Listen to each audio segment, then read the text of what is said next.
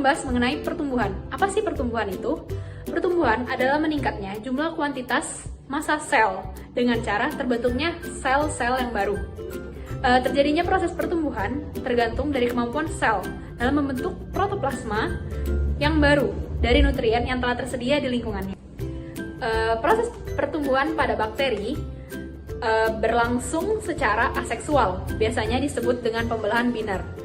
Lalu, pembelahan biner berlangsung dengan interval yang sama dan atau dengan kelipatan secara eksponensial. Lalu dalam pertumbuhan bakteri terdapat 4 fase. Yang pertama, fase pertumbuhan bakteri. Yang kedua, fase eksponensial. Yang ketiga, fase stasioner. Dan yang terakhir adalah fase kematian. Itulah 4 fase yang akan terjadi dalam proses pertumbuhan bakteri. Saya Dita Era Adistia akan menjelaskan tentang fase-fase pertumbuhan bakteri. Fase pertumbuhan bakteri dibagi menjadi 4 fase, yaitu fase lag, fase logaritma atau fase eksponensial, fase stasioner, dan fase kematian. Fase lag merupakan fase penyesuaian bakteri dengan lingkungan yang baru. Karena fase lag ini tergantung pada komposisi media, pH, suhu, aerasi, dan jumlah sel pada inokulum awal dan sifat fisiologis mikroorganisme pada media sebelumnya. Fase stasioner merupakan saat laju pertumbuhan bakteri sama dengan laju kematiannya, sehingga jumlah bakteri keseluruhan akan tetap. Keseimbangan jumlah keseluruhan bakteri ini terjadi karena adanya pengurangan derajat pembelahan sel.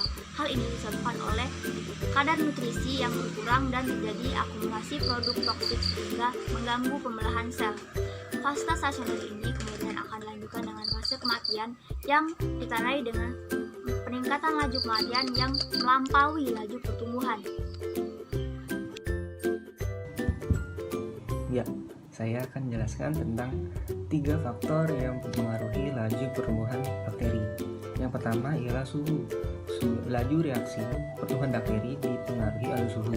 Suhu inkubasi memungkinkan pertumbuhan dengan cepat dalam waktu yang singkat, dalam kisaran 12-24 jam, dan disebut juga dengan suhu pertumbuhan optimum.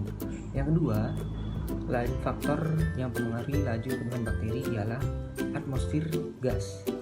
Laju pertumbuhan bakteri dipengaruhi oleh gas yang berasal dari atmosfer.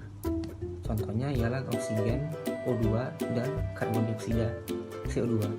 Dan yang terakhir, yang ketiga, faktor yang mempengaruhi laju pertumbuhan bakteri ialah pH. pH merupakan tingkat derajat keasaman suatu larutan atau senyawa. Nah, dalam pH ini,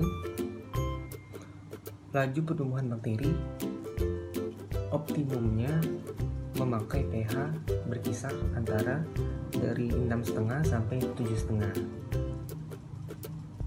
Dan selanjutnya ialah kesimpulan.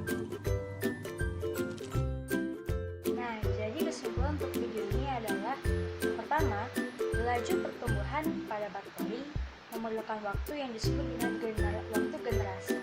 Lalu yang kedua adalah untuk proses laju bakteri itu memerlukan waktu yang sudah aku bilang tadi, dan tentunya massa dan juga jumlah dari bakteri juga akan bertambah karena adanya pembelahan.